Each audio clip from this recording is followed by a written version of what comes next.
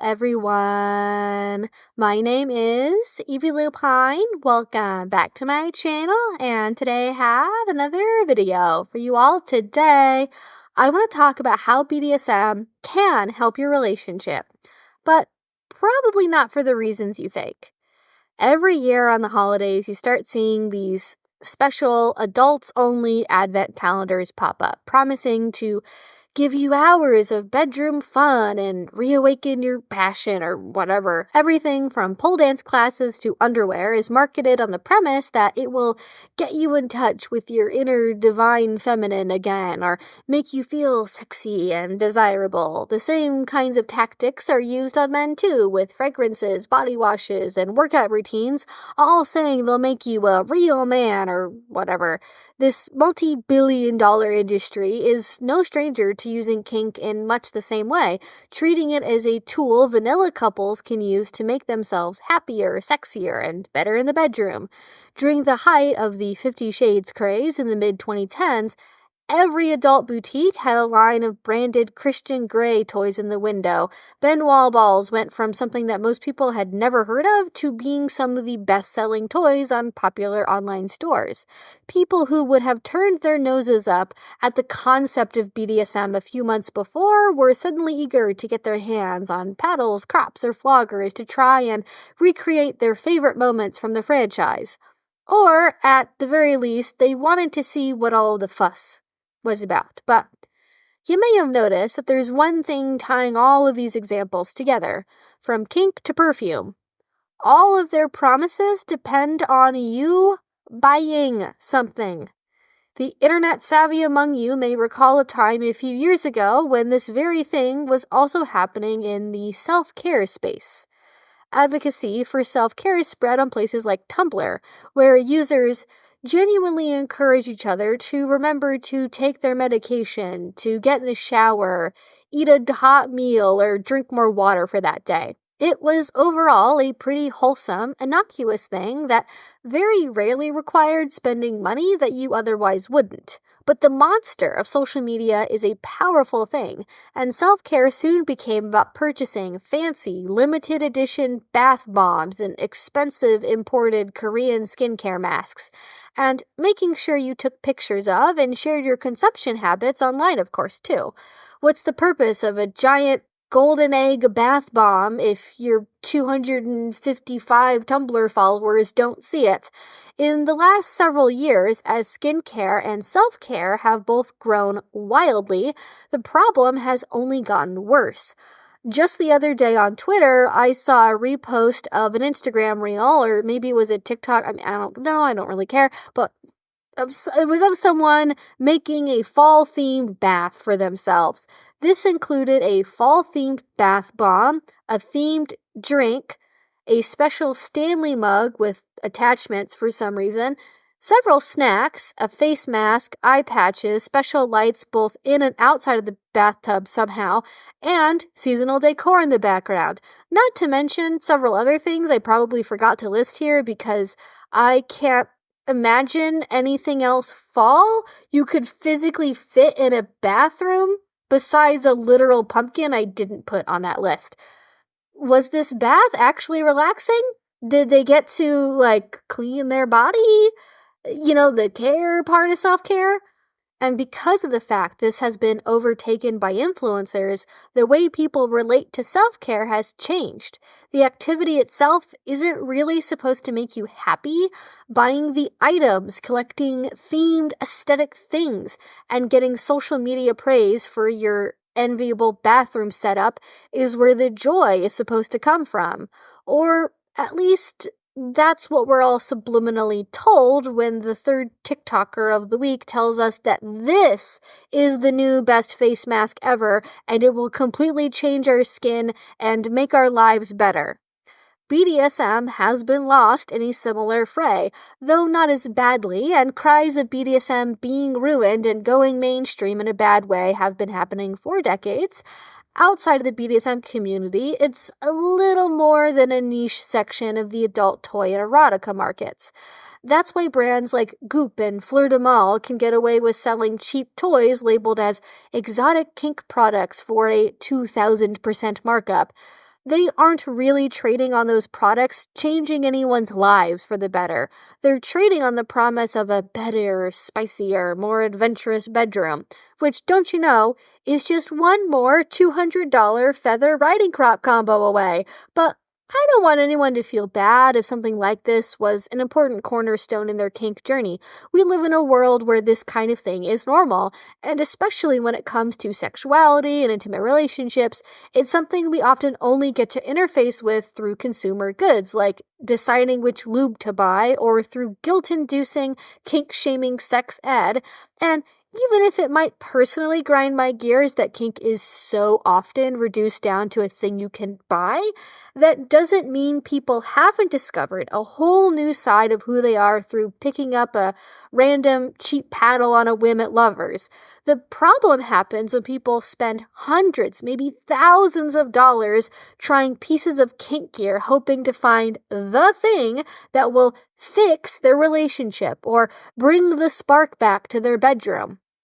Then, once they've bought all that stuff and realize just owning a spreader bar and hood doesn't do anything on its own, they wonder what they did wrong, why that didn't work to just throw that on the bed. All of the messaging everywhere promised this would be the thing that did it.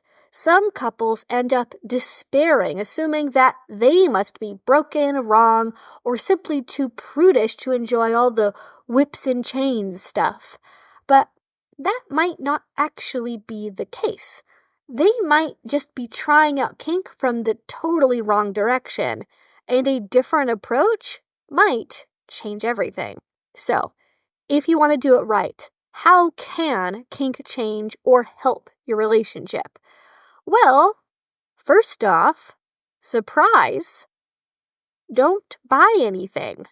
I know, collecting gear can be half the fun.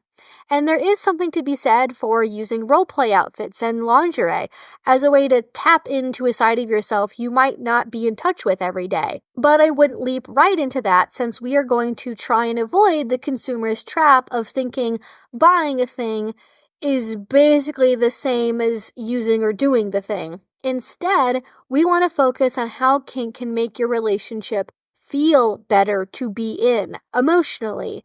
And you don't need any fancy $200 feathers on a stick to do that. As Dr. Marty Klein describes in his book, Sexual Intelligence, a fantastic book I have been referencing a lot lately for good reason, people are often drawn to sex therapy with certain physical goals in mind. They don't just ask to have a better relationship to their bodies or to feel comfortable about sex.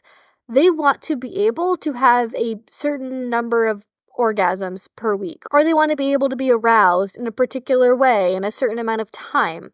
They believe, falsely, that the path to better sex is paved with gym-like arbitrary goals, which almost always reflect a desire to either fit into socially normal sexual expectations or to get back to a time 20 or 30 plus years ago when their bodies and relationships were much different.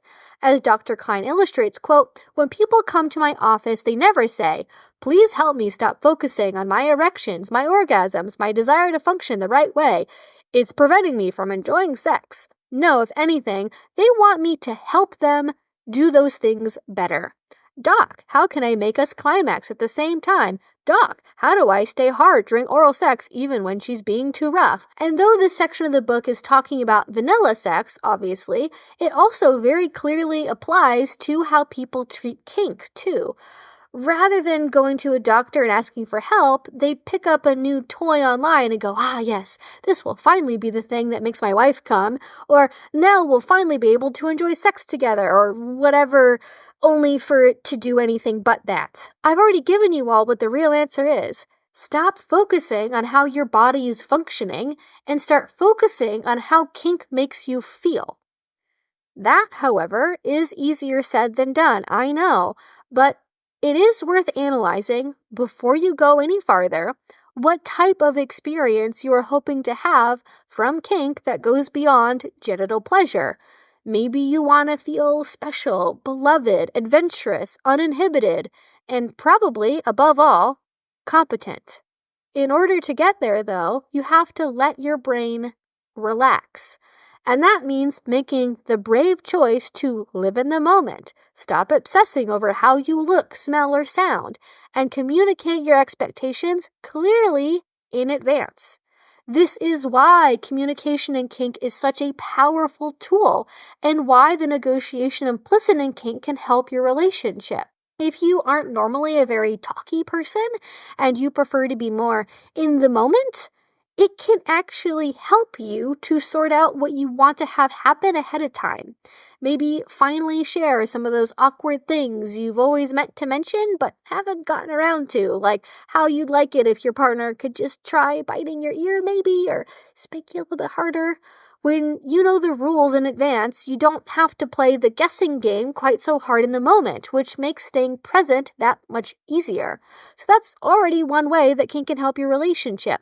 Not by making it spicier in some arbitrary sense, but by opening the doors to deeper communication and vulnerability, encouraging us to share a part of who we are that we might not have ever let out before. And if you've ever skipped this step and gone straight into trying to whack someone with a flogger, there's a pretty good chance this is why it didn't work before, because you weren't on the same page about what you mentally wanted to experience. And doing that is like trying to bake a cake together when one of you has a list of ingredients, the other has the cooking instructions, and neither one of you will share what part they have with the other. But the cool part is, once you take that leap and actually start talking to each other and saying what you want in advance, that skill works not just for kink, but for all aspects of your intimate and sexual life. Kink doesn't just help your relationship via communication improvements, however. Perhaps the biggest way kink can make a difference is with a very simple concept: making space, drumroll please, to have fun.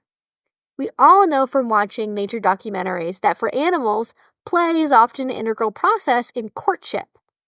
And at the risk of making an appeal to nature fallacy or sounding like an evo-psych person, I think humans are often the same way. Doubly so in the modern era, when most of us are run ragged by the struggle of working full-time jobs, commuting, paying for bills, and possibly raising kids on top of it. We simply don't make time or space for fun, either by ourselves or with our partners.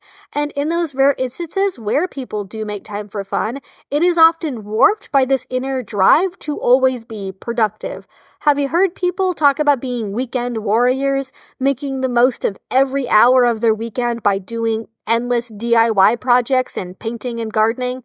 While there's nothing wrong with wanting to spend time beautifying your home or improving things, I do think it's interesting that there does seem to be an unspoken pressure to have everything we do, even in our off time, have a specific goal that is not just pleasure or leisure. And to layer on top of that, there are so many restrictions in adulthood, especially for mask folk, on what we are allowed to find fun. Fishing with the boys? Game day? Poker tournament? Those are okay, but coloring books, Disney movies, making a pillow fort, finger painting? Absolutely not. What are you, 4 years old? When you become an adult, and really for quite a while before that, you suddenly aren't allowed to get messy, be silly, or play pretend anymore. And that's not just sad. Having no outlet for unabashed fun and creativity can put a damper on our mental well-being and, of course, our relationships. Just like kink opens up a space for honest, upfront communication, it also opens up a space for joy and playfulness without the typical restrictions of everyday vanilla life. As Mira Kirschenbaum describes in her book, Too Good to Leave, Too Bad to Stay, being able to have fun with your partner is critical for producing what she calls the satisfaction-producing core of the relationship. If you do not have an inner kernel of satisfaction driving you to stay in your relationship, you will be unhappy and, at worst, stuck in a relationship that sucks away your energy. Quote, let me put it like this. People who were close to each other but who'd lost the ability of having fun together were a lot more unhappy and a lot more content to end their relationship than people who wish they were closer to each other but still felt the possibility of fun was alive in their relationship. Whatever fun is for you, fun is the orgasm of intimacy.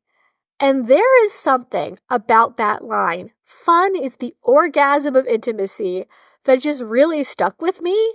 I think this gets to the heart of why, when it works, kink can be so healing for relationships. It's not just about getting off or becoming someone else for a night. It's about finding a brand new sandbox to have fun in, one that doesn't always come with the weight of previous experiences or expectations. You get a chance to enjoy yourself in a totally novel way when you get to start playing around with kink. I mean, heck, play is the very language we use when we talk about what we do in BDSM. It can be serious and dark and deeply important to our souls, yes, but I think for many people, at some level, kink is also about being able to experience recreational pleasure, even if that pleasure looks very different from what we're told in the vanilla world that pleasure should look like.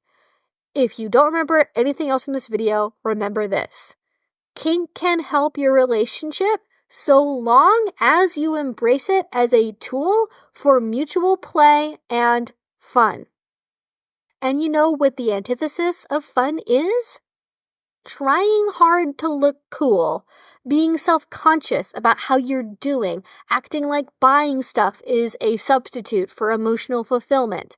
That's why all of the other stuff gets in the way and why dropping a few $100s on random equipment by itself is not going to give you the experience you want to have. But if it's been a long time, how can you start to learn to have fun again? How can you do something new if you've been stuck in the same routine for 5, 10, 20 or more years? The advice I'm about to give is something you probably already know in your heart of hearts. You just need someone else's permission to act on it. So, you need to make time. Get a sitter. Go on a staycation. Come home from work early. Take a day of work off. Take a sick day. Something. You cannot learn how to have fun if you never have time for it, or if the time you do have for it is full of stress. This also means minimizing distractions as much as possible. No phone, no social media, or habitual email checking. I promise your inbox can wait for 30 minutes. Share some ideas of what you think might be nice to do, and ask your partner what they'd like to try. No judgments, no, ooh, that's weird. A simple, I don't think that's for me, but what about this is sufficient. But this next step is of crucial importance. Just because you make the time does not create an obligation. Going, oh well, I'm not in the mood, but we set aside the time, so we have to do it anyways. Sigh, is a perfect way to ruin the whole experience. We're trying to make a relaxing, free-form container for the possibility of something happening, not the promise of something happening. Do whatever you like in that time that feels restorative and pleasurable. Take a nap together while spooning, give each other a shower, take turns giving each other a foot massage. Only add something kinky when you've talked about it and it feels right. Again, avoid the, well, guess we gotta do this mentality. Make whatever toys you like to use available, but don't make them the star of the show unless you want that. Heck, you don't even need toys at all, right? Kink can be as simple or as complicated as you want to make it. Maybe you start by asking your partner to kneel at your feet or have them crawl over to go grab the massage oil. Maybe you tickle each other until one of you says stop. Maybe you incorporate a few spanks into your cuddle session or bite their lip a little when you kiss. Go with what feels natural, not normal, natural. Who gives a crap if someone thinks you're too old to be giving someone a hickey? Screw them. They aren't in your relationship. This isn't for them. It's for you and your partner. Doing what feels natural doesn't mean doing whatever you feel like, though. Check in. Ask. See what's going on. Give your partner opportunities for feedback. And don't worry about being kinky enough either. Don't flip it the other way. Kink is a huge umbrella. If you think something is kinky to you, it probably is. There's time for more intentional kink-specific play as you learn what you like and develop that dynamic organically. You might be surprised how creating a container of open-ended exploration allows your partner to sink into the experience fully, without the inner judgment and fear of rejection that can plague more goal-driven intimate experiences. You might discover your big tough husband melts in the palm of your hand the second you call him a good boy for giving you a foot rub. Or you and your girlfriend might collapse into a giggling pile on the floor after a spontaneous pillow fight. Sometimes all we need to flip the switch from vanilla to kinky is an acknowledgement of who and what we are, knowing our partner sees us, all of us, without running away, being disgusted or afraid. And what is better reassurance of that acknowledgement than laughter, smiles, and improvisational play? Even if you can't make enough time to do this more than, say, once a month, knowing the possibility of fun is alive and well in a relationship can keep you going happier than ever. And that is more or less what I wanted to share today on this. I think kink is a great tool for relationships, but you gotta know how to use it and know why you're using it. How do you want to feel? What kind of experience do you want to have? And I do want to note here at the end, some people do better with a more defined structure to begin with, or just in general, and that's totally valid. I feel more comfortable in a more organic process, so if you're somebody who wants more structure, needs more defined lines of what you're doing, when you're doing it, for how long, all of that, go for it. Do that if you want to. This is just one way of doing it. It's not the only way of doing it. I also want to say, too, in case it's not obvious, don't use kink as a way to solve problems in your relationship. Don't do this if your relationship is in strife. Don't use kink to resolve fights or while you're angry, okay? Kink is not meant for that. Don't go there. If you have some bigger underlying problems in your relationship, like infidelity or other hot button issues that make you angry, resolve that first, then come back to kink. And there's definitely more with this that I could talk about. Like, for example, there is a section in the last book I talked about where they go over the importance of having shared goals and visions in a relationship. And I think that could be a really good tool to integrate with power exchange. And that could be why power exchange in particular is good for a lot of relationships, because it sort of inherently creates a shared goal and vision for the relationship, where when you have relationships that are long-term, where there's totally different views of what should be happening, what the goals are, that's going to make an unstable relationship because you're not on equal footing with what you both want, right? But in any case, that's everything I wanted to share for today.